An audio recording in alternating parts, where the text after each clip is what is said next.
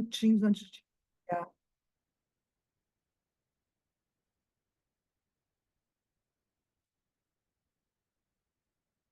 Tudo bom, Vitor?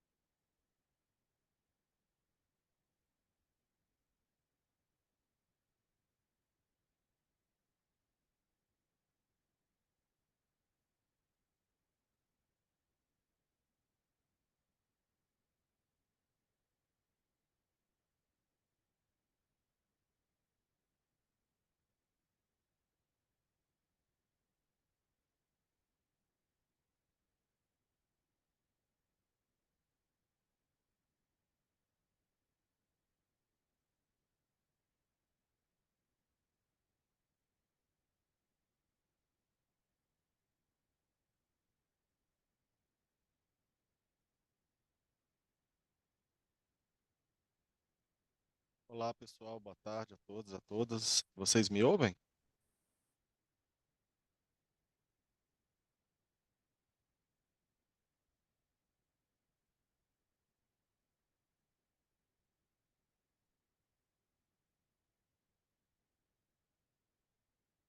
A gente pode começar, Vitor?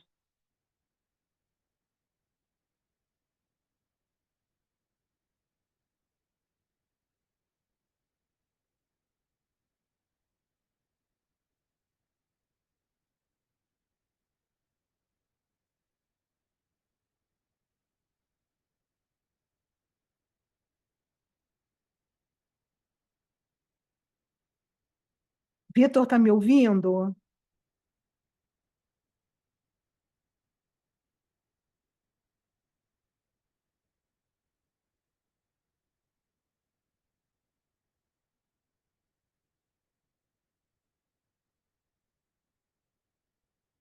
Blá, blá, blá.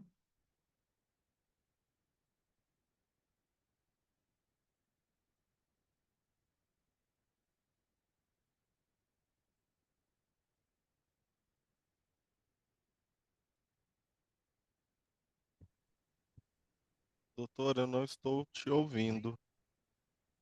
Pois é, não sei, eu estou me ouvindo.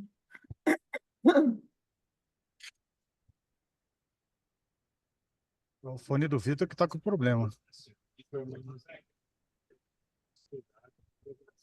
Priscila, você está me ouvindo? Bem, eu estou vendo aqui no chat que o resto do pessoal tá conseguindo te ouvir, só eu que não. Eu vou sair do link e tentar entrar novamente para ver se arruma. Só um minuto. Nós já estávamos preparando um figurino e nada. Entraram isso aqui na apresentação, que eu falei, nossa, eu tô aqui também nesse aqui na apresentação, que até agora não apareceu nada.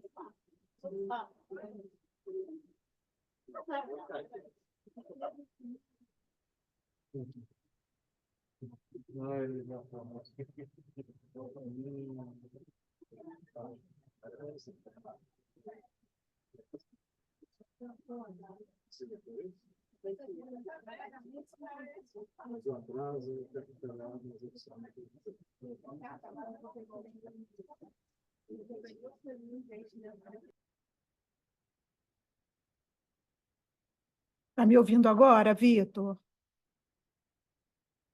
Não estou ouvindo.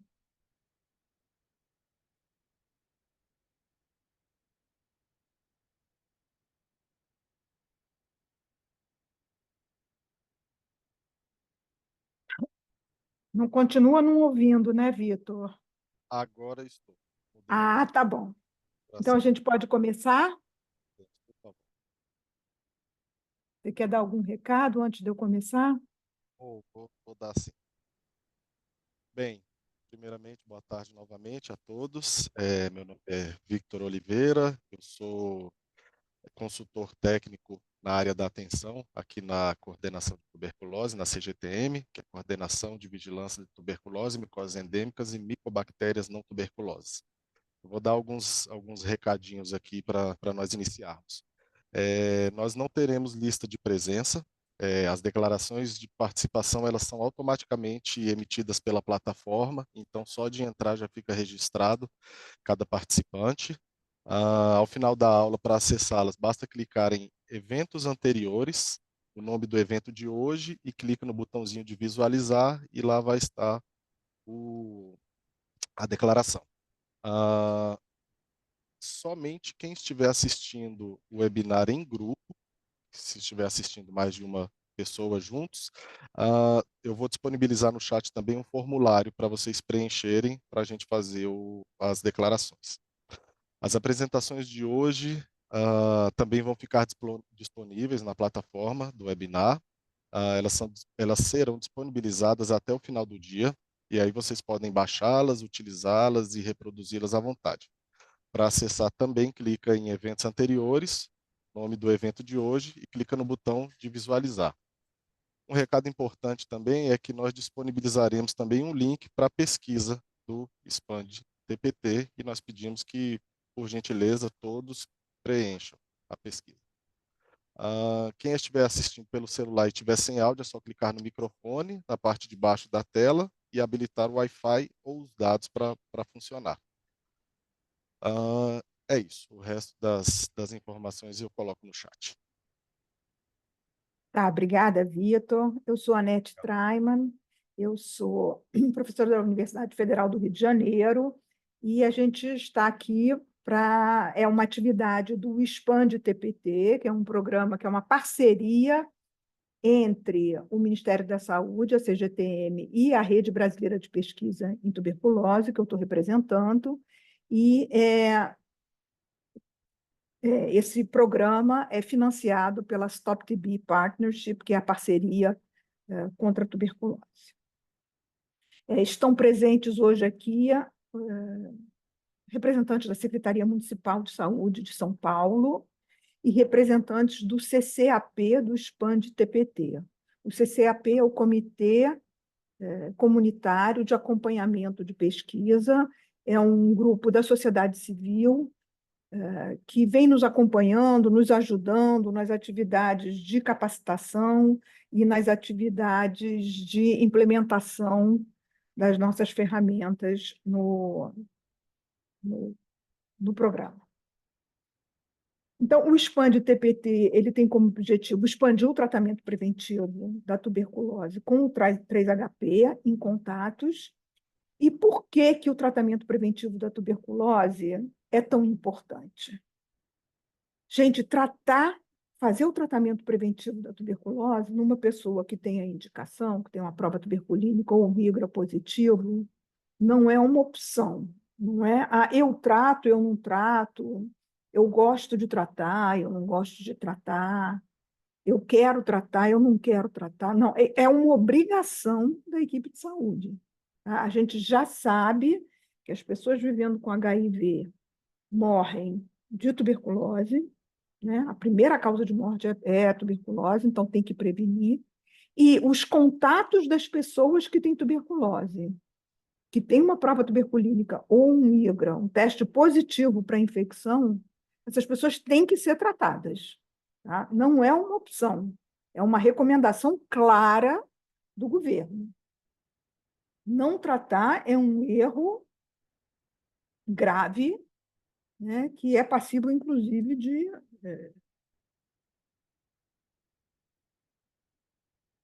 processo. Né? Ninguém quer isso. E por que é um erro grave não tratar as pessoas que têm a infecção? Não todas, claro, a gente não vai tratar 1/4 da população mundial está infectada, nós não vamos tratar 1/4 da população mundial, mas contato tem que ser tratado. Por que é importante prevenir a tuberculose? Porque ela é uma doença consumptiva, né? As pessoas emagrecem, perdem peso, perdem horas de trabalho, ficam mais pobres, deixam de ganhar dinheiro, né? Ela destrói principalmente o pulmão, porque é o órgão mais acometido, na tuberculose, não é o único, mas é o mais acometido.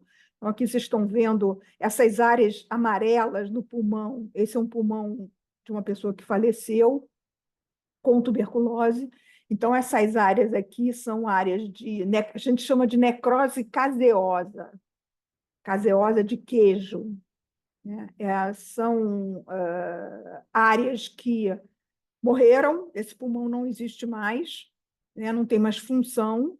E aqui a gente vê áreas de necrose caseosa que foram eliminadas pela traqueia, deixando essas cavernas, que também são muito comuns na tuberculose. Essas partes que vocês estão vendo aí dos pulmões, elas não são mais funcionais.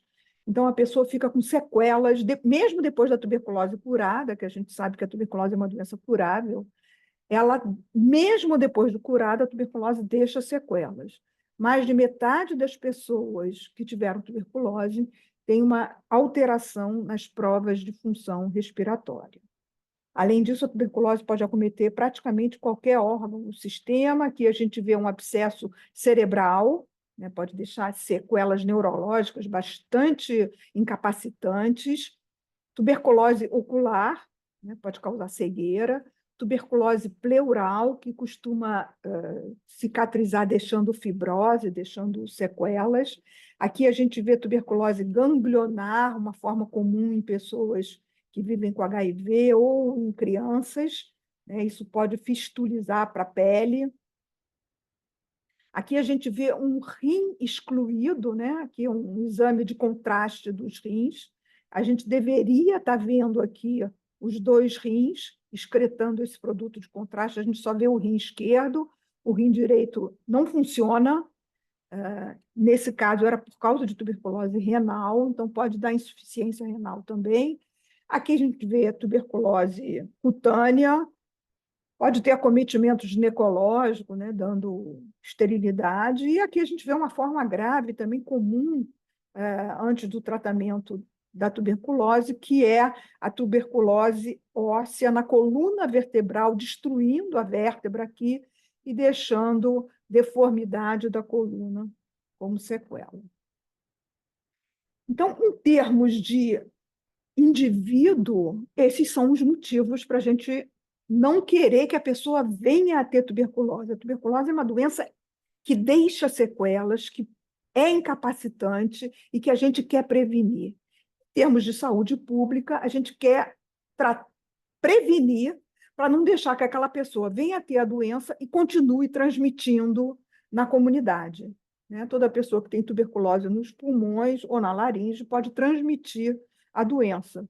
E aí você trata essa pessoa, mas ela já transmitiu para outras 10 pessoas quando você inicia o tratamento. Então, a gente está sempre enxugando gelo se a gente não fizer essa prevenção. E como é que a gente vai fazer a prevenção? Em quem a gente faz essa prevenção?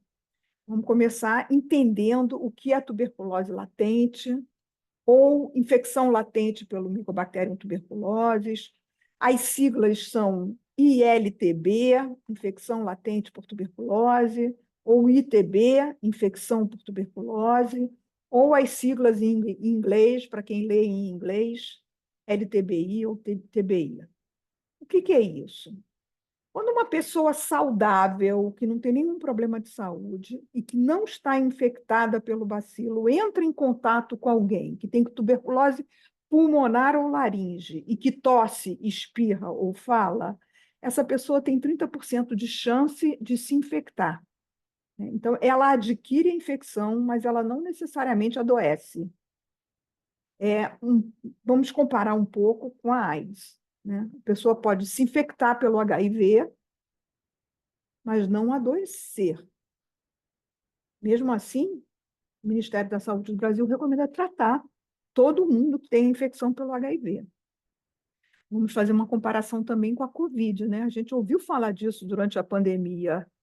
As pessoas, às vezes, se infectavam e não tinham nenhum sintoma. Você fazia o teste na garganta, elas eram positivas e elas não tinham sintoma.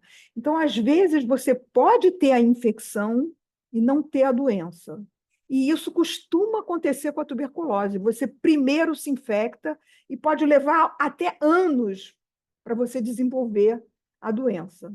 10% das pessoas que se infectaram vão evoluir para a doença, né? Principalmente, isso é mais comum, quando a infecção é recente, ou seja, nos contatos, e quando a pessoa tem problemas de imunidade. Então, nas pessoas vivendo com HIV, nas pessoas que usam algum tipo de droga imunossupressora, e também em crianças pequenas, porque as crianças pequenas elas têm um sistema imune ainda imaturo. E, por isso, muitas vezes, elas têm um risco maior de adoecimento. Então, hoje nós estamos falando dessas pessoas aqui, que têm a infecção, não adoeceram ainda, e é elas que a gente quer tratar para que elas não venham a adoecer no futuro. A cada segundo, uma nova pessoa se infecta. A população mundial tem quase 8 bilhões de pessoas, quase 2 bilhões têm a infecção, é 23% do total da população. A gente não vai tratar todo mundo, mas essas pessoas aqui são um reservatório. Entre elas, 10% vai adoecer. Então, essas pessoas com infecção, elas funcionam como um reservatório da doença. Mesmo que eu tivesse hoje um teste, tipo o teste da gravidez, que a gente faz um teste na urina, em casa mesmo, e detectasse a tuberculose, e mesmo que tivesse um tratamento do tipo tratamento da sífilis, que a gente faz uma injeção e a pessoa cura, ainda assim, a gente ia cortar a cadeia de transmissão. Mas, ainda assim, essas pessoas que estão infectadas, elas iam continuar gerando casos por muitos e muitos anos. Então, aqui é uma modelagem da OMS, em que a gente vê aqui a linha de base do mundo hoje em dia, tem mais ou menos 1.000 casos para cada 1 milhão de habitantes, isso representa 100 casos para cada 100 mil habitantes. Por coincidência, até a taxa de incidência no Rio de Janeiro, em Manaus, em algumas cidades brasileiras. E aqui é onde a gente quer chegar até 2030, 2035. A gente quer reduzir em 90% a taxa de incidência. Se a gente conseguisse eliminar os fatores de risco, acabar com a pobreza, com a aglomeração, acabar com o HIV, a gente ia fazer uma cosquinha nessa... Não é uma epidemia, né? É uma endemia. Se a gente prevenir a infecção, se a gente tivesse uma boa vacina que impedisse a pessoa de se infectar, a gente também não ia nem chegar perto de onde a gente quer chegar. Se a gente tratar só a TB ativa, a gente consegue uma redução da taxa de incidência, mas a gente chega num platô e não sai do lugar. E se a gente tratar a infecção latente, só isso, sem tratar a doença, a gente atinge em 2050 a taxa que a gente quer atingir em 2035. Então, como estratégia isolada, essa é a forma mais eficaz de reduzir a incidência da tuberculose. Para a gente conseguir eliminar a doença até 2050, passando por essa fase aqui em 2035 de redução de 90% da taxa de incidência, a gente precisa tratar a tuberculose ativa e latente, ou seja, prevenir o adoecimento. Tá? Saiu agora, acabou de sair uma chamada da OMS a respeito de um estudo que nós fizemos em 4 países, em que a gente mostra que, se não tratar a tuberculose latente, a gente não vai conseguir atingir as metas de eliminação da doença. Tá? E mostrando que no Brasil, por exemplo, no Brasil, cada dólar que se investe em melhoria da captação dos casos, das pessoas doentes e do tratamento preventivo, a gente recebe um retorno de $10. Então, vale a pena investir nisso, né? Vejam, aqui estão as pessoas que seriam elegíveis para o tratamento preventivo. A gente perde um monte de gente porque nem identifica quem são essas pessoas. Depois a gente perde gente porque não testa as pessoas que a gente sabe que a gente deveria ter testado, e a gente continua perdendo mais gente na cascata do cuidado, porque naqueles que são positivos a gente ainda tem que excluir a doença em atividade, a tuberculose mesmo, fazendo uma radiografia de tórax, depois tem que prescrever o tratamento e a pessoa tem que terminar o tratamento, né? Então, vejam que a gente perde pessoas em todas as etapas do cuidado, mas onde a gente mais perde é nessa etapa daqui, na identificação das pessoas que precisariam entrar nessa cascata do cuidado, fazer os testes, PPD ou IGRA, depois a radiografia e, finalmente, a prescrição do tratamento. Tá? Não adianta ter um tratamento mais curto, melhor tolerado, mais eficaz, porque não é aqui que se perde mais gente, é aqui. Então, a gente tem que fazer um esforço de melhorar a identificação, principalmente dos contatos, mas também das pessoas que vivem com HIV, testá-las, né, para infecção latente, depois, se elas forem positivas, testar para tuberculose ativa, fazer a radiografia e continuar na cascata até o final. E por que para aumentar o número de contatos, eu preciso, que completam o tratamento, eu preciso identificar mais? Vejam um exemplo aqui hipotético. Aqui eu tenho 10 pessoas, digamos, que são contato. Eu identifiquei na minha unidade de saúde esse mês 10 contatos. No Brasil, mais ou menos 30% a 40% das pessoas que são contato ou que têm o HIV têm a prova tuberculínica positiva. Então, 40% dá 4 pessoas com a prova tuberculínica positiva.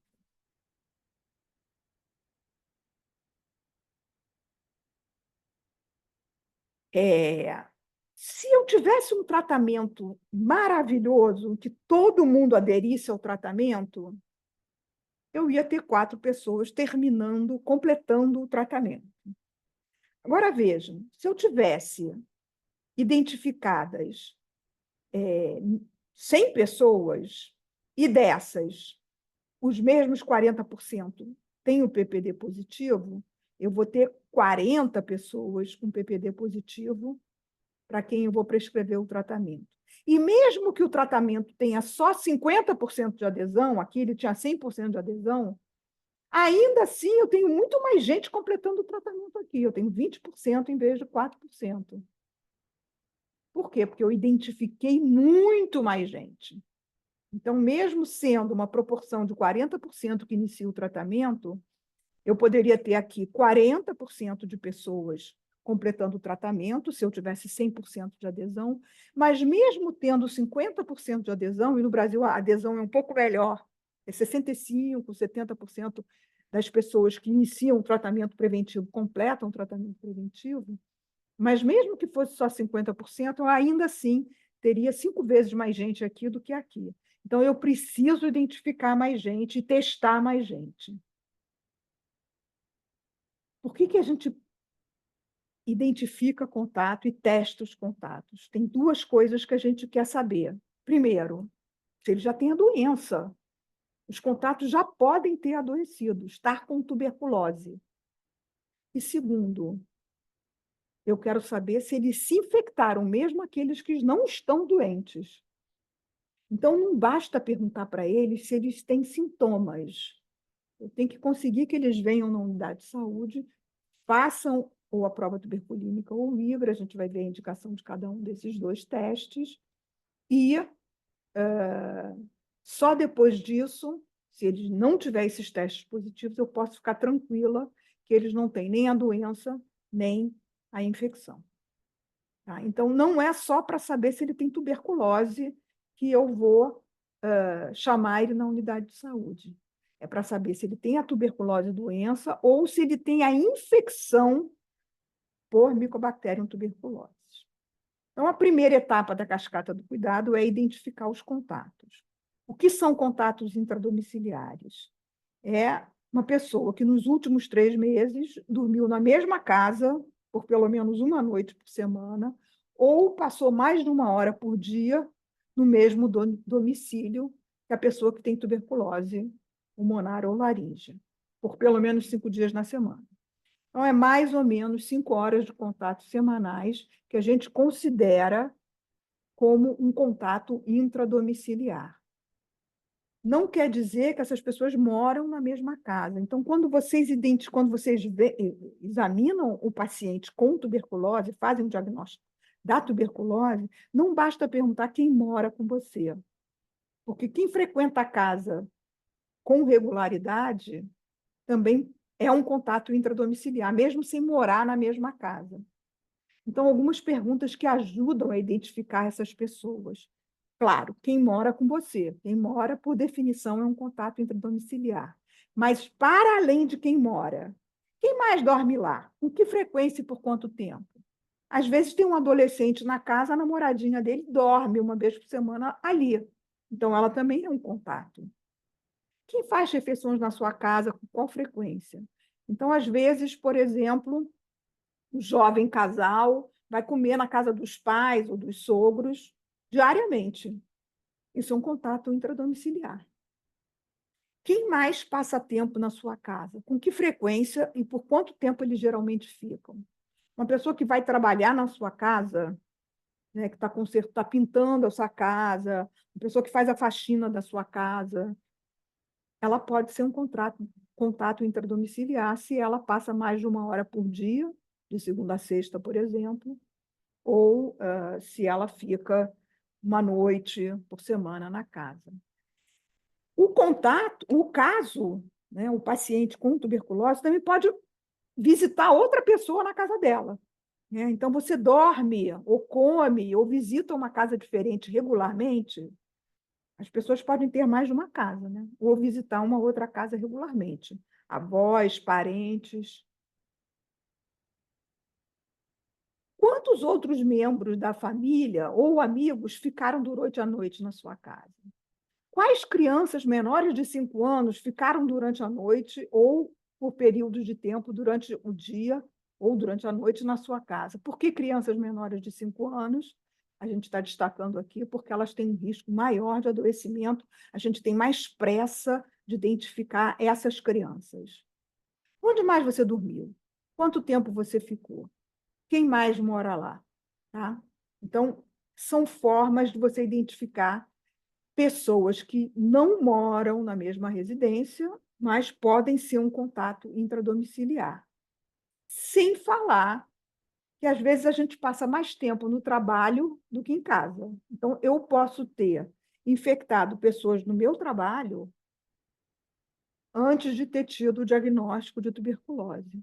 Então, se vocês tiverem pernas nos serviços de vocês, procurem também identificar os contatos fora do ambiente do domicílio, como no trabalho. Nós, por exemplo, profissionais de saúde, né? Nós temos contato diariamente com pessoas com tuberculose no trabalho. Uma vez que eu identifico as pessoas que eu preciso avaliar, o que eu vou fazer? Eu vou procurar nelas tuberculose e infecção latente. Não vou procurar só a doença. Não basta apenas perguntar se ela tem sintomas. Nós vamos sim perguntar se elas têm sintomas. Quais são os sintomas que a gente procura? Tosse, febre, perda de peso e suores noturnos. São os 4 sinais mais característicos da tuberculose. Então, a gente começa perguntando se elas têm sintomas, porque se elas tiverem sintomas, elas vão ser a maior prioridade e a gente vai começar logo fazendo exames nessas pessoas, para além dos exames que são feitos nos que não têm sintomas. Nesses, a gente vai logo de cara fazer uma radiografia de tórax e um exame do escarro, um teste rápido molecular. Na população de menos de 5 anos, a gente tem que perguntar outras coisas também, porque às vezes a tuberculose não se manifesta de forma clássica. Então, às vezes, simplesmente as crianças se queixam não, os pais observam que as crianças estão brincando menos, estão menos ativas, estão correndo menos, estão dormindo mais tempo, ou estão fazendo mais cestas mais frequentes, né? E elas podem ter sinais neurológicos de envolvimento do sistema nervoso central, como meningite. Então, lembrar que criança pode não ter manifestações, crianças pequenas podem não ter manifestações clássicas da tuberculose. Tá?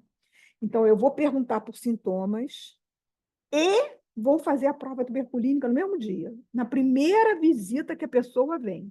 Eu vou dizer para o paciente índice trazer toda a família dele. Às vezes ele já vem com um familiar, às vezes é uma criança que está com a mãe, às vezes é um casal.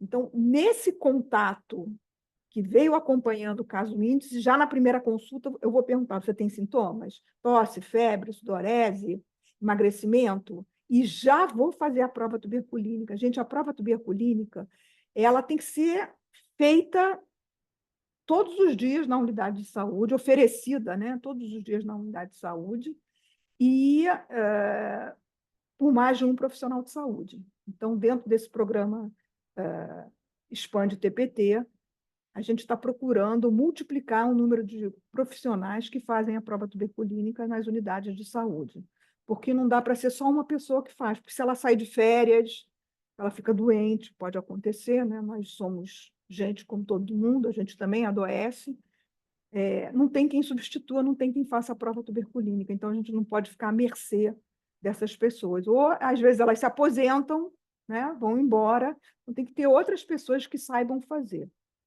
Então, não dá para dizer, aqui a gente só faz prova tuberculínica segundas e quartas. Não, tem que fazer prova tuberculínica todos os dias.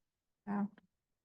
E assim, na primeira visita que o profissional de saúde vai, mesmo que ele tenha sintomas, porque na segunda visita,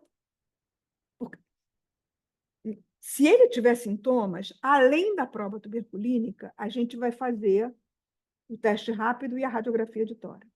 Então, na segunda consulta, a gente já vai ter. Em quem não tem sintoma, a gente já tem o resultado da prova tuberculínica. Vai saber se está infectado ou não. Se não tiver infectado, pode ter alta, ou, se quiser fazer um ótimo trabalho, veja um bom trabalho, faz uma segunda prova tuberculínica 8 semanas depois, para ver se converteu. Então, se não tem sintomas, vai fazer a prova tuberculínica. Se for negativa, vai ter alta, ou fazer uma segunda prova tuberculínica 8 semanas depois. E se for positiva, você já sabe que ela tem a infecção. Se ela, além da prova tuberculínica positiva, ela também tinha sintomas, ela já vai estar voltando com o teste rápido molecular e com a radiografia de tórax. Então, você vai saber se ela não tem nada, se ela tem a infecção ou se ela tem a doença. Em 2 consultas, você resolve. Evita que o usuário fique voltando toda hora, ou que precise voltar toda hora, porque muitas vezes você perde ele na cascata do cuidado que a gente viu, porque fica mandando ele voltar várias vezes. Né? Então, isso é o que a gente chama de contato, cuidado centrado na pessoa. Tentar evitar que a pessoa tenha o desconforto, o gasto em dinheiro, em tempo, de ficar indo toda hora na unidade.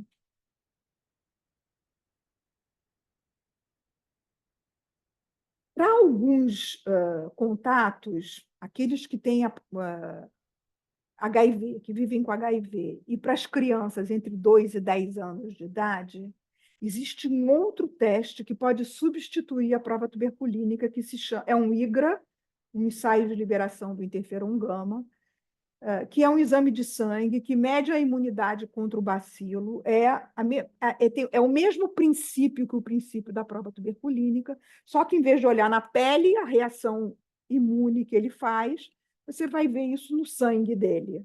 Tá? Então, tem a desvantagem de ser um exame de sangue, que é feito no laboratório, mas tem uma pequena vantagem, tem uma vantagem sobre a prova tuberculínica, que é ser mais específico que a prova tuberculínica. Então, se vocês tiverem a oportunidade de usar esse exame, usem, mas se não tiverem, se a mãe não tem tempo de levar a criança no laboratório para fazer o IGRA, quantiferon, faz o PPD. O PPD e o IGRA vão te dizer a mesma coisa, se a pessoa se infectou ou não. Tá? Então, no Brasil, está disponível o IGRA, além da prova tuberculínica, está disponível o IGRA para alguns grupos. Não quer dizer que seja obrigado a fazer o IGRA. Tanto faz fazer o IGRA ou a prova tuberculínica. Eles vão te dar a mesma resposta. Se a pessoa se infectou.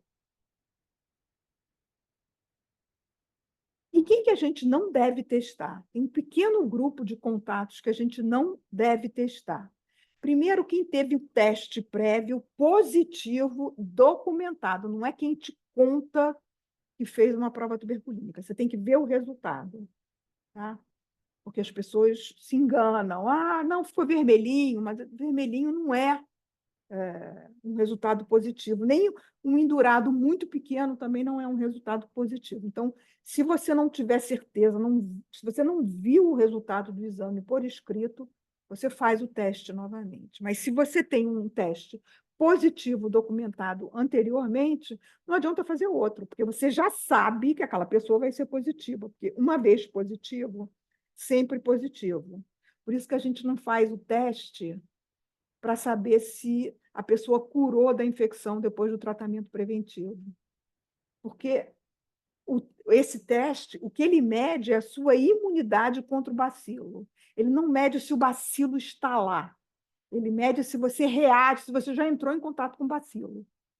Então, uma vez que ele é positivo, ele vai permanecer positivo o resto da vida. Não é para ser repetido, quando ele já, no passado, já foi positivo. Da mesma forma, quem já tratou tuberculose, doença ou infecção, você não vai repetir o teste, porque essas pessoas não precisam ser retratadas. Exceção, pessoa vivendo com HIV que entra em contato com alguém. Essa pessoa, quantas vezes ela entrar, pessoas vivendo com HIV, toda vez que elas entram em contato com um paciente índice, devem ser retratadas para infecção latente, tá? Tomar o tratamento preventivo. E quem tem indicação de tratamento, independentemente do resultado. Acabei de falar um exemplo, né? Se a pessoa que tem HIV vai fazer entrou em contato com alguém que tem a doença, tem tuberculose, e vai fazer o tratamento, independentemente do resultado da prova tuberculínica, você não precisa fazer a prova tuberculínica, você trata. Um outro exemplo são os recém-nascidos que coabitam com alguém que tem tuberculose pulmonar ou laringe. Essas pessoas, essas crianças também vão fazer o tratamento preventivo independentemente do resultado do teste cutâneo. Então, não precisa fazer o teste cutâneo nelas. E outro exemplo são as pessoas que vivem com HIV e que têm o CD4 abaixo de 350. Essas pessoas também não precisam ser testadas, porque todas vão fazer o tratamento preventivo. Nos sintomáticos, já falei isso, você, além do PPD, você está buscando tuberculose nelas, né? Então, você vai fazer o teste rápido molecular nos carros, se ela tiver escarro, e vai fazer a radiografia de tórax. Então, só lembrando que se a pessoa tem sintomas, ela faz PPD, radiografia de tórax e teste rápido molecular, você pede tudo isso, ou faz tudo isso na primeira consulta. Se ela não tem sintomas, você faz o PPD na primeira consulta. Tá? No Brasil, a gente também recomenda fazer em todas as pessoas vivendo com HIV e nas crianças de menos de 10 anos a radiografia de tórax na primeira consulta, tá? Mesmo sem saber ainda o resultado do PPD. Por quê? Porque essas duas populações aqui, elas podem ter tuberculose sem sintomas ou com sintomas atípicos. Então, a gente quer ter certeza que ela não tem tuberculose, e aí, por isso, a gente faz a radiografia também.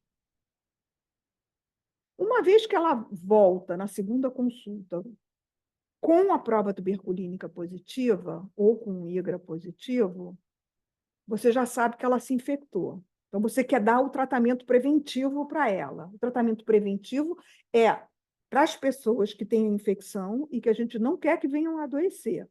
Então, é um tratamento preventivo da doença, mas ela já tem a infecção.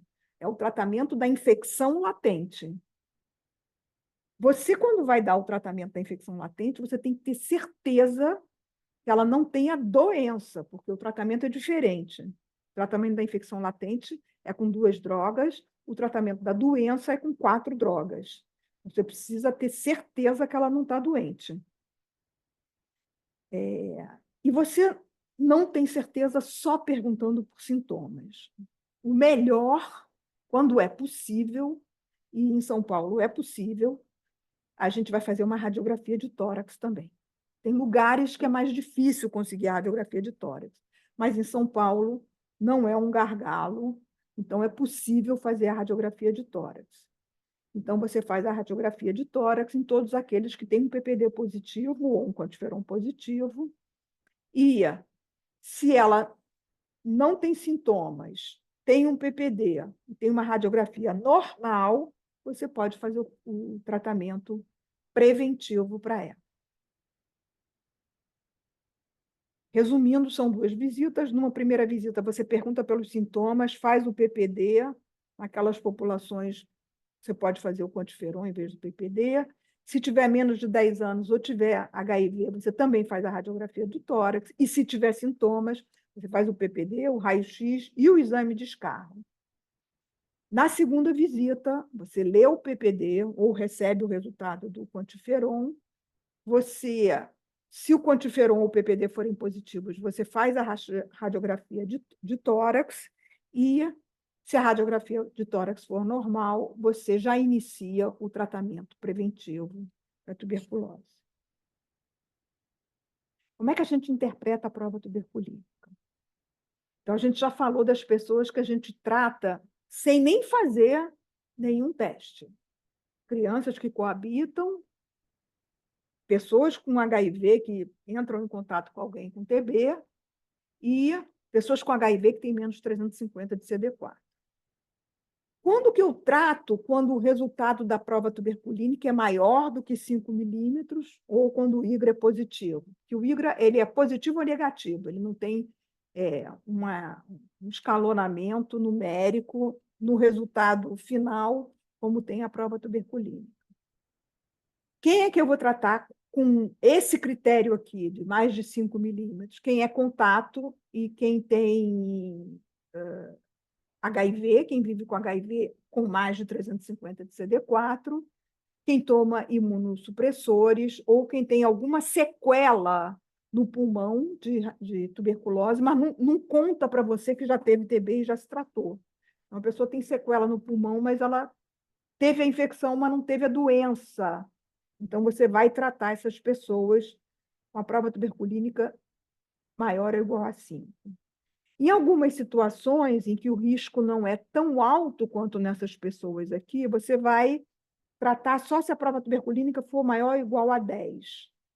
Quem tem silicose, quem está fazendo diálise, quem tem câncer e pessoas com diabetes. E você só trata se tiver conversão, os profissionais de saúde e aqueles que trabalham em locais, por exemplo, nos presídios, locais com muita tuberculose, né? Porque nós, profissionais de saúde, se eu fizer uma primeira prova tuberculínica e ela for positiva, eu não vou saber quando que eu me infectei. Eu posso ter me infectado, ainda mais no meu caso, velha burra que nem eu sou, né? Se eu fizer uma prova tuberculínica, eu posso ter me infectado há 30 anos, 40 anos, quando eu comecei a exercer. Então, as pessoas que se infectaram há muito tempo, a gente não trata todo mundo que tem uma prova tuberculínica positiva. Então, o profissional de saúde, eu faço a primeira. Se ela for positiva, eu só acompanho ele por 2 anos para ver se ele vai adoecer. Se não adoecer, eu não faço nada. Se ela for negativa, esse profissional tem que fazer a cada 6 meses, a cada ano, uma nova prova tuberculínica. E aí, se ele converter, aí sim a gente vai tratar, porque esse a gente tem certeza que se infectou recentemente. Ele era negativo e agora ele é positivo. Na verdade, converter é mais do que passar de negativo para positivo, é ter um incremento de 10 milímetros da primeira prova tuberculínica para a segunda. Então, se ele tinha 2 milímetros, ele tem que ter 12 na segunda prova tuberculínica para a gente dizer que ele realmente converteu. Nas gestantes, a gente adia o tratamento para depois do parto, não é uma emergência, a gente pode adiar, a não ser que ela esteja vivendo com HIV. Nesse caso, a gente deixa passar o primeiro trimestre e trata no segundo ou no terceiro trimestre. Tá? As pessoas vivendo com HIV, a gente já falou, menos de 350 células, a gente trata todo mundo, nem faz o PPD, nem o IGRA.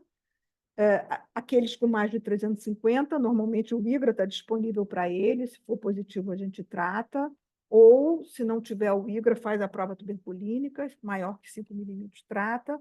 Os contatos, a gente trata com HIV, a gente trata independentemente de resultado. E se a gente tem um registro documental de que a pessoa teve uma prova tuberculínica com o IGRA positivo e nunca fez o tratamento preventivo, a gente faz o tratamento preventivo, tá? Porque a gente não repete o teste, porque a gente sabe que ele vai permanecer positivo. Não se repete um teste que já foi positivo antes. Então, não precisa repetir o teste, mas precisa tratar se ela nunca foi tratada. E a outra situação é quando ela tem uma radiografia de tórax com uma cicatriz radiológica de tuberculose, sem tratamento anterior. Nessas pessoas, a gente também quer tratar a infecção latente, porque a gente sabe que elas têm uma infecção. Não precisa fazer PPD. Se elas têm uma cicatriz radiológica, né, e nunca trataram, elas se infectaram. O que a gente faz com contato de tuberculose resistente?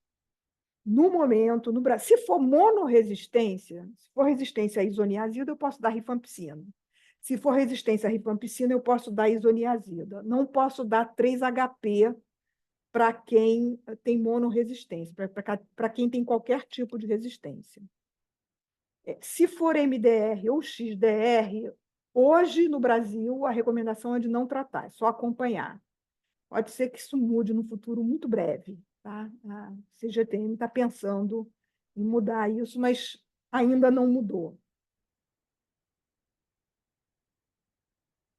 Então, a pessoa veio, eu perguntei se tinha sintomas, não tinha, eu fiz uma prova tuberculínica, foi positiva, fiz uma radiografia de tórax, foi normal, não tinha tuberculose, eu vou prescrever o tratamento preventivo. O regime 3-HP é preferencial no Brasil. O H é de isoniazida e o P é de rifapentina. Não é rifampicina, não é o mesmo remédio do tratamento do 4 em 1, tá? É rifapentina. O 3-HP é dado em doses semanais, uma vez por semana, e são 12 doses no total. Então, o tratamento dura 3 meses. Tá? Ele é tão efetivo quanto os outros tratamentos que estão disponíveis no Brasil, 6 meses, 9 meses de isoniazida, 4 meses de rifampicina, e ele é melhor tolerado. Tá? Então, ele tem menos efeito adverso do que a isoniazida sozinha. E a gente tem visto uma adesão melhor, até porque o tratamento é mais curto, é só uma vez por semana, né?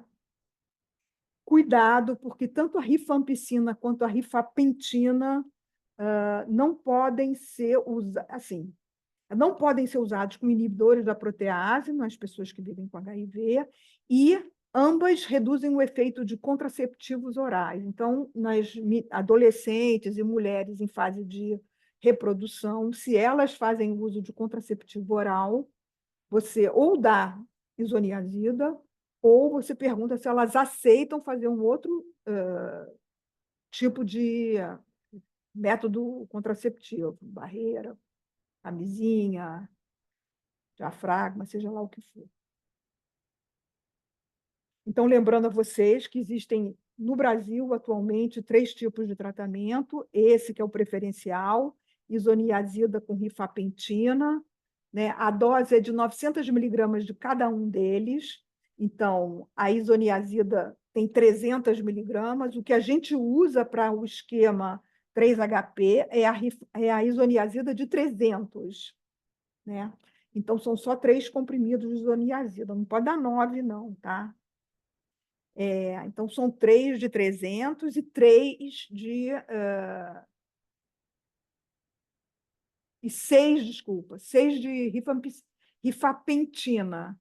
A rifapentina, no Brasil, tem uma apresentação de 150 miligramas. Então, tem que dar 6 comprimidos dela, tá? A gente está aguardando a chegada do 3-HP em dose fixa combinada. Criança de menos de 2 anos não pode tomar, por enquanto, porque não foi comprovada ainda a segurança nessas pessoas, e não está indicado também em gestantes. A rifampicina, a apresentação é de 300 miligramas, pode dar 2 comprimidos, são 600 miligramas, né? E tem uma apresentação para criança, que infelizmente andou faltando no Brasil, o xarope, né? Aí você dá 10 a 20 miligramas por quilo por dia, mas não passar de 600 miligramas, e a duração da rifampicina é de 4 meses, e são doses diárias, então são 120 doses. E, finalmente, a isoniazida, a apresentação que é usada no Brasil para quem vai tomar só isoniazida pura é de 100 miligramas, então são 3 comprimidos também. Embora vai ser só 300 miligramas, são 3 comprimidos. E aí são pelo menos 180 doses, 6 meses, mas melhor do que 180 doses, são 270 doses, 9 meses. Às vezes é difícil convencer uma pessoa que não está sentindo nada, que é contato de alguém que vai se tratar 6 meses, é difícil você convencê-la de se tratar 9 meses, né? Mas é o ideal, né? Se ela vai tomar só isoniazida, o ideal é tomar 9 meses, porque é muito mais eficaz do que só 6 meses. Pode ser usado em gestante, em pessoas vivendo com HIV. A rifampicina também pode ser usada em gestantes, tá? Então, está aqui como é a apresentação no Brasil: 3 comprimidos de 300 miligramas e 6 comprimidos de rifapentina de 150 miligramas.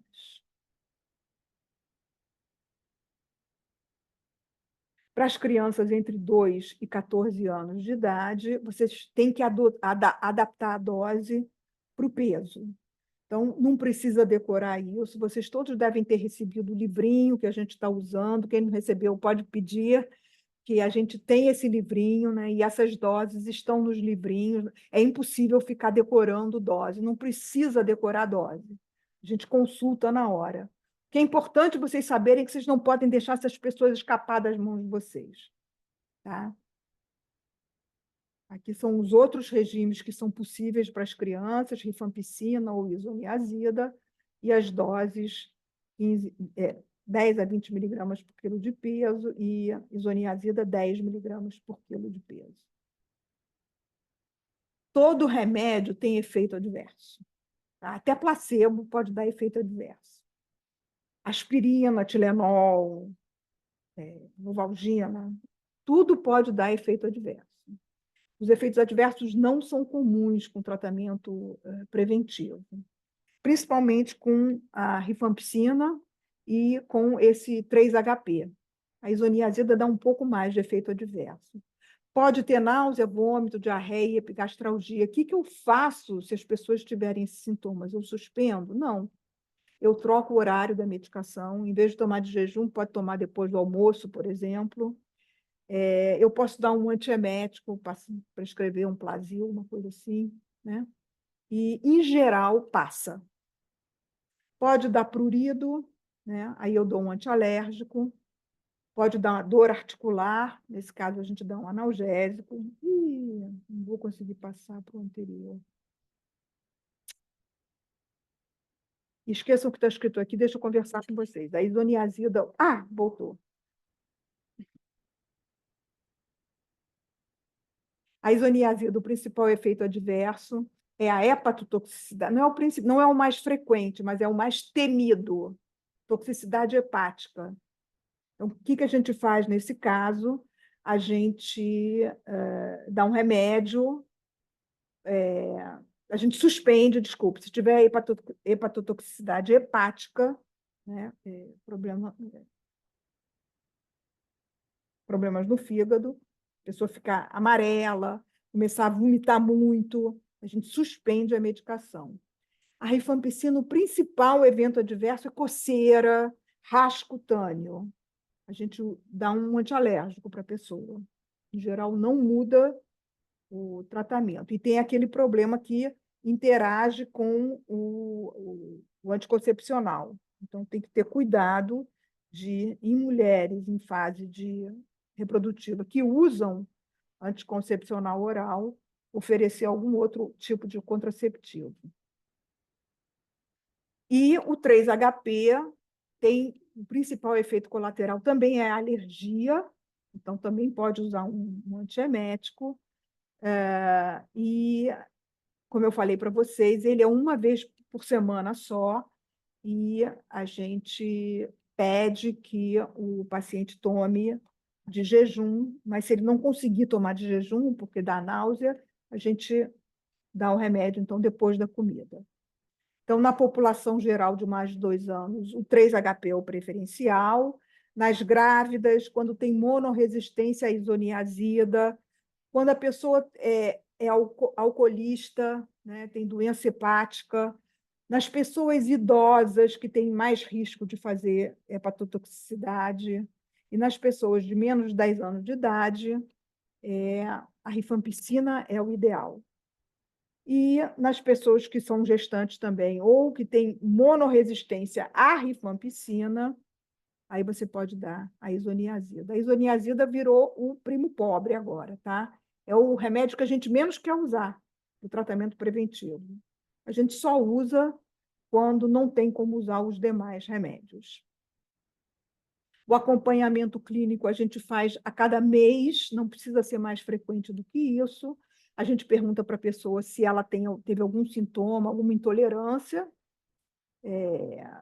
A gente ajuda a pessoa a resolver a intolerância e a gente pergunta se teve algum sintoma de tuberculose, que não pode esquecer também que ela pode... O tratamento não é 100% eficaz. Ele é 90% eficaz, mas não é 100%, né? Então, perguntar também.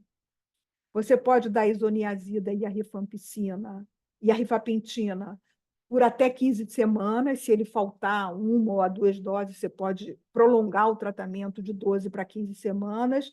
A rifampicina você pode prolongar de 120 dias para 150 dias. E a isoniazida você pode prolongar. Se você der 6 meses, você pode aguardar até 9 meses para ele completar as 180 doses. Se você prescreveu 270 doses, você pode esperar até 1 ano para ele completar as doses. E, finalmente, não pode esquecer de notificar o tratamento preventivo, né? Então, existe um esquema próprio para isso. Em geral, na unidade de saúde, o que se faz é preencher essa ficha aqui. Essa ficha de notificação vai para o nível central, e no nível central ela é lançada no IUTB. É assim que a gente fica sabendo que a pessoa iniciou o tratamento. Essa ficha é muito fácil de preencher, a coisa mais difícil de preencher ali é o tipo de entrada. Um caso novo é uma pessoa que nunca fez o tratamento da infecção latente, o tratamento preventivo, e que vai iniciar o tratamento. Reingresso após abandono é a pessoa que inicia um novo tratamento depois de ter abandonado anteriormente. Reentrada após mudança de esquema é uma pessoa que apresentou alguma reação adversa a um dos medicamentos e aí a gente mudou para outro esquema, né? E a reexposição é quando aqueles casos que a gente falou, por exemplo, pessoa vivendo com HIV, que teve uma nova exposição, ou, às vezes, a pessoa nem tem HIV, mas o médico está cuidando, acha que ela tem um risco alto de adoecimento e quer refazer o tratamento da infecção latente, mesmo sem ter uma prova tuberculínica, ele pode fazer isso. E aí é uma reexposição. E tem essa condição mais recente, que foi incluída mais recentemente, que é a reentrada após suspensão por condição clínica desfavorável ao tratamento, né? Uma pessoa que estava tratando para ILTB, tratamento preventivo, teve a recomendação de tratar suspensa, porque teve, por exemplo, um diagnóstico de gravidez, né? Aí não pode continuar tratando, a gente vai adiar.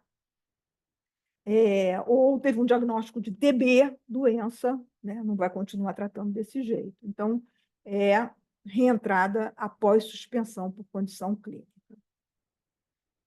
A gente está usando esse livro de contatos que vocês conhecem, vocês estão vendo na unidade de vocês. A gente começa preenchendo quem é o caso índice, depois vai preenchendo quem são os contatos Qual foi a data que ele fez o, o, o exame, né? A prova tuberculínica ou o IGRA, se foi positivo, qual é a data que ele fez a radiografia, e por aí vai. Né? Tem que preencher todos os contatos, mesmo aqueles que não tiveram a prova tuberculínica positiva, tem que colocar lá que a prova tuberculínica foi negativa. Aí não precisa preencher o resto, porque se a pessoa não tem sintomas e a prova tuberculínica foi negativa, não precisa fazer mais nada. Tá? Então, assim, tudo isso vocês meio que já conheciam, né? O que há de novo é que na primeira visita, mesmo se tiver sintoma, a gente quer que aplique a prova tuberculínica na primeira visita. Para alguns grupos, o IGRA está disponível, mas se a pessoa prefere fazer uma prova tuberculínica, vocês podem fazer a prova tuberculínica, que ela tem o mesmo valor que o IGRA. A leitura do endurado deve ser feita preferencialmente 48 horas após a aplicação, porque isso dá tempo a vocês de resgatarem. Se a pessoa faltar, você resgata ainda dentro do tempo ideal de leitura. A gente está solicitando que vocês ofereçam a prova tuberculínica diariamente, com exceção da quinta-feira, porque teria que fazer a leitura no sábado. Alguns lugares oferecem, inclusive, na quinta-feira para fazer a leitura na segunda, porque até 96 horas você ainda pode ler. O tratamento de primeira escolha é o 3-HP, não é mais a isoniazida, já tem um tempo, já tem quase 2 anos agora. Para as crianças, 4 meses de rifampicina, suspensão. Você também pode fazer para as crianças rifampicina com isoniazida por 3 meses. Esse é o esquema de manutenção da tuberculose, né? São 2 meses de 4 drogas e depois 4 meses de 2 drogas. Então, essa é uma alternativa boa, porque está disponível no Brasil, tem uma forma dispersível para a criança, então também é interessante. E usar o livro de registro de contatos. Não esqueça de descartar a doença antes de notificar na hora de prescrever o tratamento preventivo. Então, esse é o meu e-mail. Aqui tem o e-mail de algumas das pessoas do Programa Nacional, da CGTM, que estão participando junto comigo desse programa e que podem responder a vocês se vocês tiverem alguma dúvida.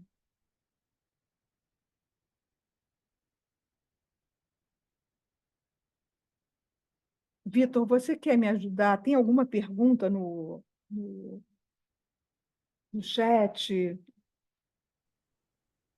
Não, doutora, por enquanto nenhuma. Pessoal, se tiverem alguma dúvida, podem colocar no chat aqui, ou se quiserem Eu falar, eu estou posso vendo que a responder. Vanessa está aqui, que a Célia do CCAP está aqui.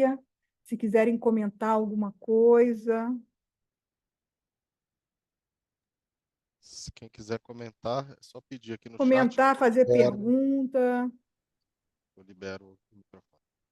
Quando não perguntam nada, tem 2 possibilidades, né? Ou não entenderam nada ou entenderam tudo. Acho Não mais precisa fácil ter entenderem. vergonha. Podem perguntar, tá?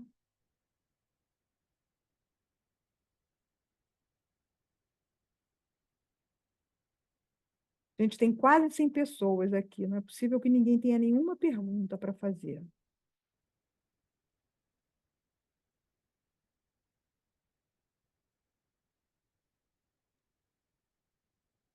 Então, vou reforçar o recado também, doutora, de pessoal, por favor, responder a pesquisa, tá? O link está aqui no chat.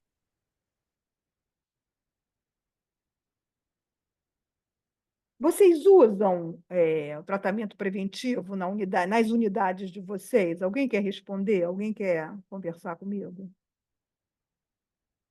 Quem quiser, aperta aquela mãozinha lá embaixo.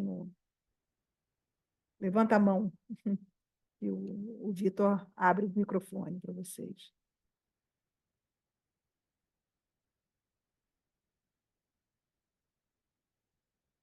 Vou chamar, hein? Vamos lá. Zélia, da UBS Jardim Peri. Vocês estão usando tratamento preventivo na unidade de vocês? Doutora, surgiu uma pergunta aqui no chat. Opa, É da Gisele Ela diz: tive um paciente que nas últimas doses ela teve hepatite medicamentosa e parou. Ela tem que recomeçar? Últimas doses, se ela tomou mais de 80% das doses, você pode considerar que ela completou. Isso se baseia em estudos da década de 60, em que os grandes estudos de tratamento preventivo vêm da década de 60, quando um sujeito chamado Comstock, George Comstock, nos Estados Unidos, ele era da Johns Hopkins, ele foi fazer tratamento. Os esquimós tinham muita tuberculose. E ele foi fazer tratamentos preventivos lá quase que no Polo Norte e no Alasca, né? É um estado americano, mas que é lá em cima, lá perto do Canadá. E aí, às vezes, durante o inverno, as pessoas ficaram até 3 meses sem poder completar o tratamento, porque não chegava a isoniazida. As condições para a chegada do medicamento eram complicadas. E ele percebeu que quem tomava pelo menos 90% das doses estava tão protegido quanto aqueles que tomaram 100% das doses. Então, a gente extrapola, né, nesse sentido.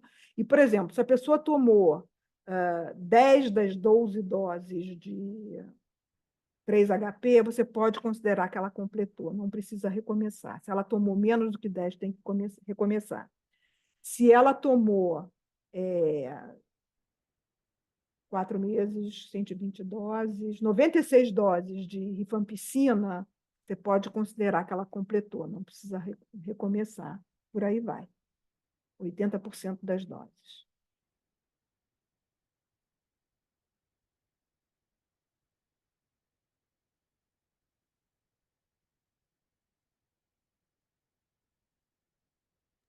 Temos mais perguntas.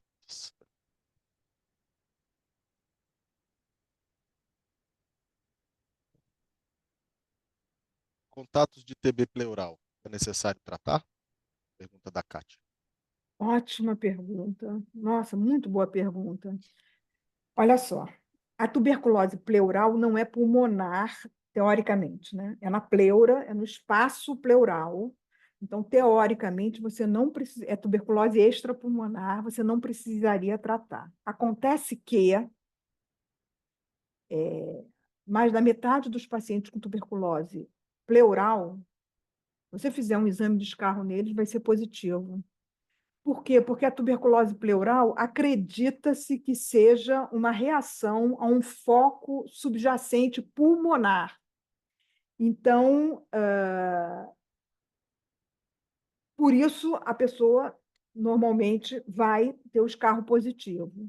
Então, sabedora disso, é prudente considerar que a pessoa com tuberculose pleural também tem tuberculose pulmonar, que ela é pleuropulmonar, mesmo que você não esteja vendo o foco e mesmo que o exame de escarro seja negativo, tá? Porque muitas vezes o derrame pleural esconde a imagem pulmonar, né? Então, nesse caso, sim, você deve investigar os contatos. É prudente. Ótima pergunta. Não tem pergunta ruim, gente. Podem fazer as perguntas que vocês quiserem. Toda pergunta é boa, né? Temos mais Estou vendo que a Então, Zélia respondeu que ela está com 28 pacientes em tratamento de LTB. Muito bom. Aí tem a Ana Carla está comentando. Tem um grande desafio com os contatos. Não entendem a importância do tratamento preventivo por não ter sintomas. É verdade, Ana Carla, é um desafio sempre maior. Quem trata pessoas com hipertensão arterial tem esse mesmo desafio, né? Quando a pessoa não sente nada, ela é mais difícil tratar. Quando a pessoa está se sentindo mal, e muita gente abandona o tratamento da tuberculose quando passa a se sentir um pouco melhor, né? Então, é sempre mais difícil tratar quem não tem sintomas. O que a gente tem que fazer? A gente tem que explicar, tem que ter paciência. Às vezes a gente perde, né? Não é perder, mas emprega mais tempo com uma pessoa que não tem sintomas do que com quem tem sintomas, né? Explicando o que pode vir a acontecer com ela, explicar que o tratamento é muito mais simples, né? Se ela tratar a infecção latente, ela não vai precisar tratar a tuberculose doença e que o tratamento é muito mais simples, muito melhor tolerado, muito mais fácil de ser feito. Mas, com certeza, é um desafio. Olha só, aqui está escrito, a Gisele disse que na nossa unidade todos os ILTB fazem com 3RZ. Deve ser um engano, não deve ser 3RZ, deve ser 3RH. Z é pirazinamida, né? E a pirazinamida está banida para o tratamento da infecção latente, porque ela é muito hepatotóxica, né? Houve uma época aí, nos anos, se eu não me engano, 80, que ela chegou a ser prescrita e ela foi banida. Eu tenho quase certeza que você está falando do 3HP, que são essas doses semanais, né?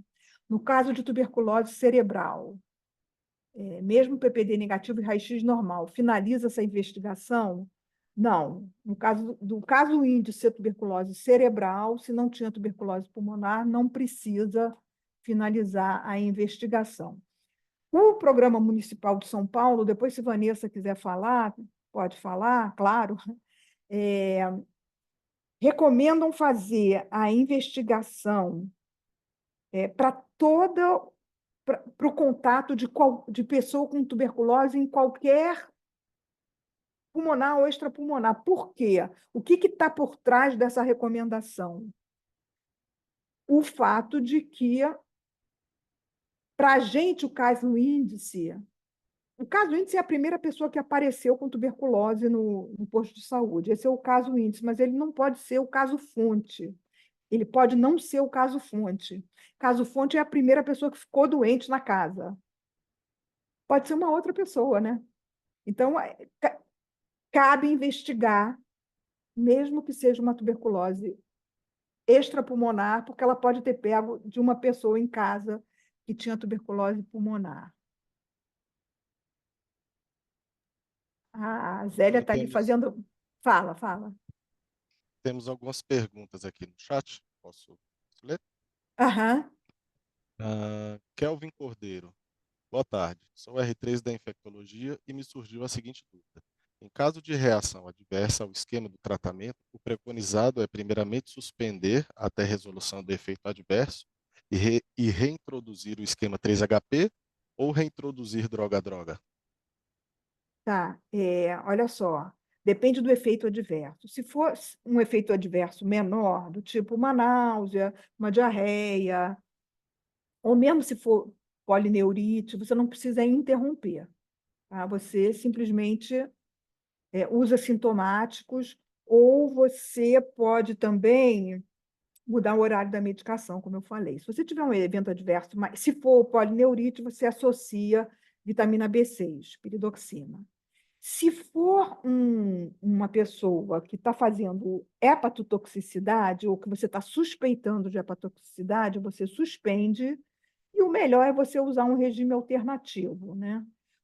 No 3HP, o maior suspeito de hepatotoxicidade é a isoniazida, porque, infelizmente, você não está livre da isoniazida. Nesse caso, eu iniciaria a rifampicina. Também foi muito boa a pergunta. Temos mais. Rosângela. Anete, você falou muito rapidamente, entre aspas, não é porque deu prova tuberculínica positiva que deve se tratar ILTB. Gostaria que discorresse um pouco mais sobre o assunto, porque sempre temos profissionais com esse tipo de dúvida. Ótimo. Então, olha só. O que eu disse é o seguinte: eu nem vou fazer. Eu sei que 1/4 da população mundial tem a infecção. Eu não vou sair por aí procurando todo mundo que tem a infecção. Eu nem vou fazer a prova tuberculínica neles, tá? Em quem que eu faço a prova tuberculínica? Eu só faço a prova tuberculínica se eu estiver pensando em tratar. Ninguém faz exame para fazer exame. Se você faz exame, você tem um objetivo de ter uma conduta em função daquele exame. Então, eu só vou fazer a prova tuberculínica em quem eu estou pensando em tratar, ou seja, grupos de risco de adoecimento. Quem são esses grupos de risco? Pessoas vivendo com HIV, contatos. Esses são os 2 maiores grupos, em termos populacionais. Quem mais adoece são esses 2 grupos, são os contatos e as pessoas vivendo com HIV. Tem outros grupos, né? as pessoas que usam imunossupressor, as pessoas que têm câncer, os profissionais de saúde. Então, no caso do profissional de saúde, se a primeira prova tuberculínica dele for positiva, eu não vou tratar. Por que que eu não vou tratar? Porque eu não sei quando que ele se infectou. Ele pode ter se infectado há 20 anos, há 30 anos, há 40 anos, e ele nunca teve a doença, o risco vai diminuindo ao longo da vida. O risco é maior logo depois da infecção, nos 2 primeiros anos após a infecção. Então, eu vou fazer a prova tuberculínica porque eu vou ficar de olho nos que são negativos. Esses eu vou querer retestar todo ano. Quando converter, eu tenho certeza que foi uma infecção recente. Aí eu vou querer tratar. Ficou claro?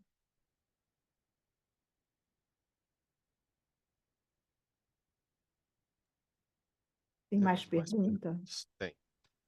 Da Ivani. No caso de interrupção por abandono utilizando 3HP, no reinício de um novo tratamento, qual a medicação de escolha? Se foi por abandono, você pode reiniciar o mesmo. Quando é por evento adverso, é que a gente às vezes quer mudar, né? Mas se for por abandono, pode ser o mesmo.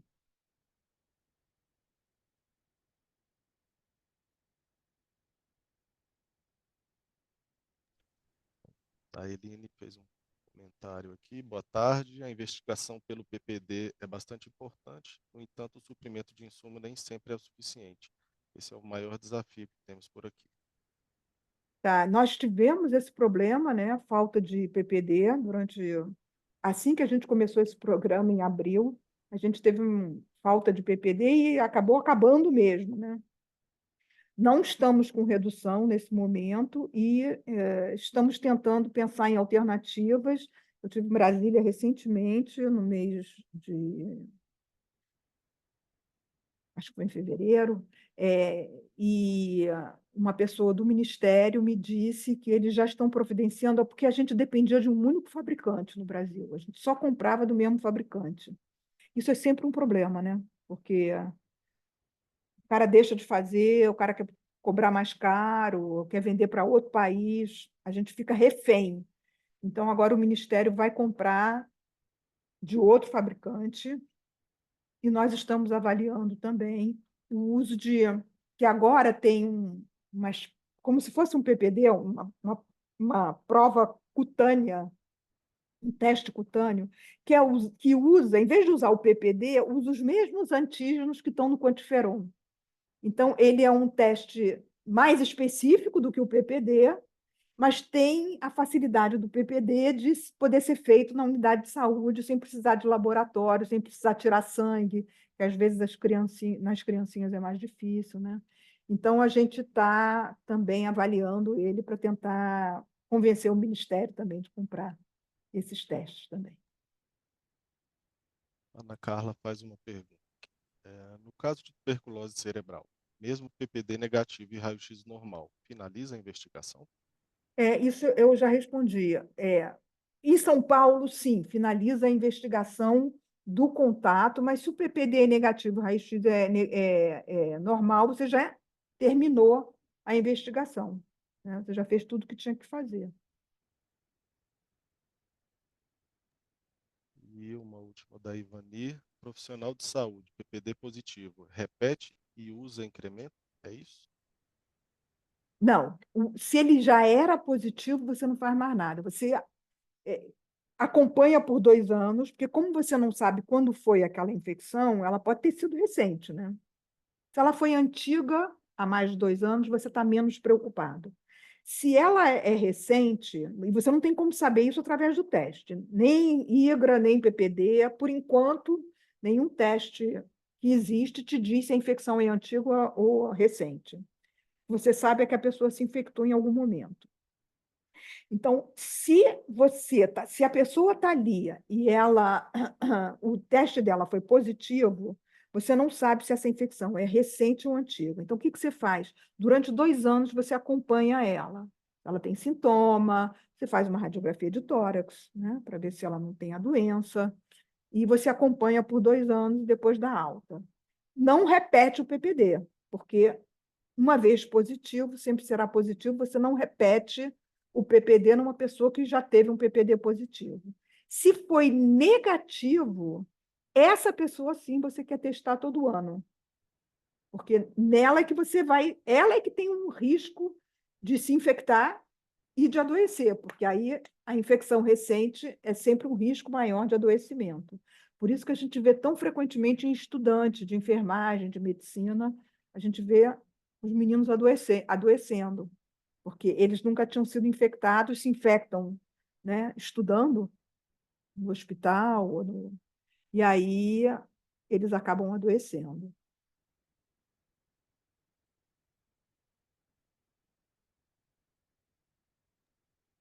As perguntas acabaram. Eu vi aqui alguns comentários, né, da Vanessa, mas também de outras pessoas, dizendo que é isso aí, vamos em frente. Então, eu só queria fazer esse apelo para vocês não esquecerem que a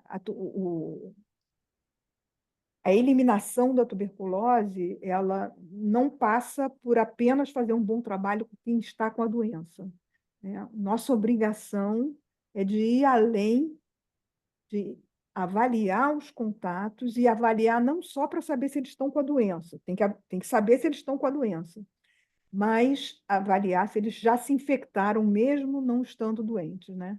E então tratar a infecção lá. Não adianta avaliar e não fazer nada, né? Se estiverem infectados, fazer radiografia de tórax, se ela for normal. Insistirem no tratamento, eu compreendo que é um desafio para mim também, é um desafio para nós todos, mas a gente consegue. Um ou outro vai abandonar, sempre vai ter abandono, né? A gente sabe disso. Mas se a gente identificar mais gente, lembra daquele esqueminha que eu mostrei? Se a gente identificar mais gente, a gente vai testar mais gente e a gente vai iniciar o tratamento em mais gente também.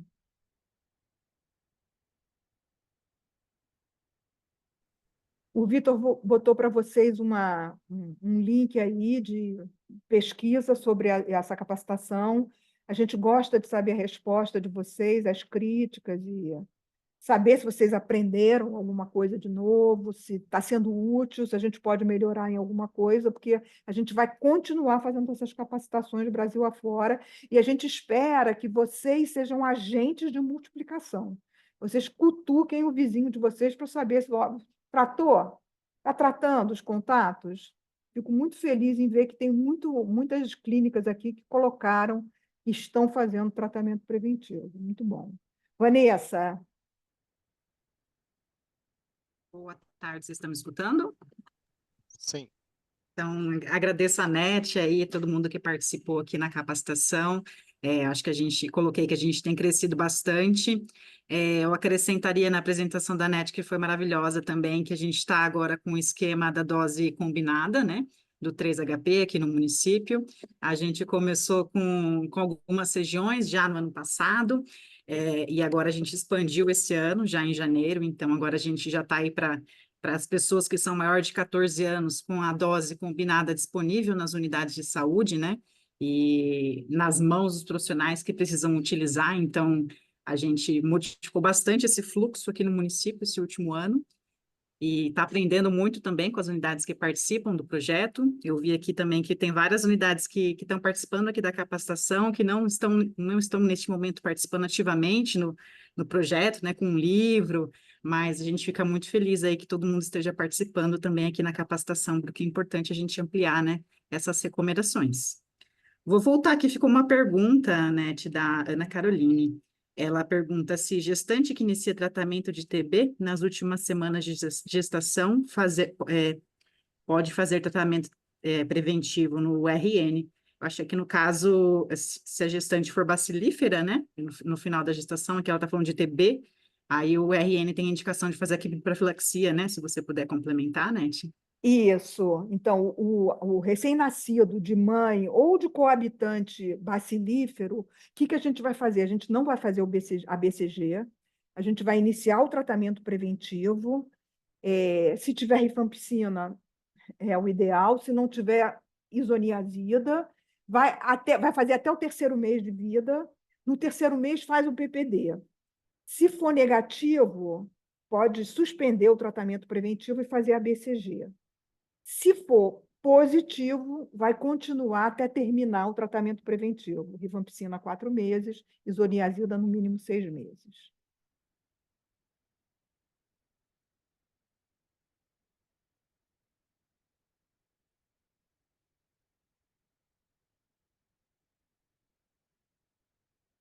Bom, gente, se é só isso, obrigada pela parceria de vocês, obrigada, Vanessa, pelos comentários, pela presença, obrigada ao pessoal aí do CCAP, a todos os presentes, né, pela paciência, pela escuta, pelo interesse, e vamos em frente, gente, a gente tem que conseguir eliminar essa doença do país, né? O Ministério está empenhado nisso, né? Lançou recentemente o Brasil Saudável, estava no lançamento. Vamos acreditar que a gente vai chegar a eliminar essas doenças determinadas socialmente, mas para eliminar, só fazendo tratamento preventivo. Doutora Nete, surgiu mais uma pergunta aqui que eu achei interessante. É Sara Naomi. Boa tarde. Se positivo o RN e depois do tratamento, mesmo ainda assim, recebe a BCG? Se positivo, olha só, quando ele nasce. Ah, entendi. Não, porque você tem que terminar esse tratamento preventivo, e aí você não pode fazer a BCG usando o tratamento preventivo, porque o tratamento preventivo vai anular o efeito da BCG. Você pode discutir fazer a BCG após o final do tratamento preventivo. A gente sabe que o tratamento preventivo, desculpe, que a BCG, ela é muito eficaz para crianças pequenas, né? Ela reduz a mortalidade e os casos graves de tuberculose em crianças pequenas. Ela não é tão eficaz, infelizmente, depois da pequena infância. Aos 6 meses, tem muito pediatra que ainda quer dar a BCG. É discutível, vale a pena fazer. Assim, eu faria. Não existe uma recomendação clara para isso no Brasil. Mais uma pergunta do Amus. Boa tarde. Qual o intervalo de administração em profissional de saúde que teve o primeiro resultado de PPD de 2 milímetros? Se o profissional trabalha num setor que tem muita tuberculose, eu recomendaria 6 meses. O mínimo é 1 ano, né? Todo profissional de saúde deveria fazer anualmente um PPD. Mas se você trabalha num lugar onde tem muita tuberculose, ou se você é enfermeiro, os enfermeiros têm um contato muito mais próximo e um risco de infecção muito maior do que os médicos e outros profissionais de saúde. Então, se você é enfermeiro ou se você trabalha num setor com muita tuberculose, num setor mal ventilado, de 6 em 6 meses. E aí, se o primeiro resultado foi 2 milímetros, para você considerar que houve conversão, não basta ser 10, não, tá? Tem que ser 12. Se a primeira prova tuberculínica foi 4, deve refazer, e deve só a partir de 14 que é considerado conversão.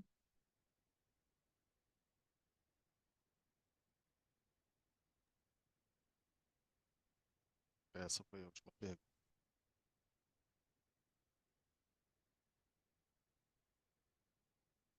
Gente, se surgirem outras dúvidas, vocês podem me escrever, tá? Ou podem entrar em contato com a Vanessa, e a gente vai tirando as dúvidas. Tem um material disponível na Rede TB. Não esqueçam de responder ao inquérito, tá bom? Um abraço a todos, muito obrigada. Obrigada, Vitor. Tchau, doutora. Eu que agradeço. Obrigado.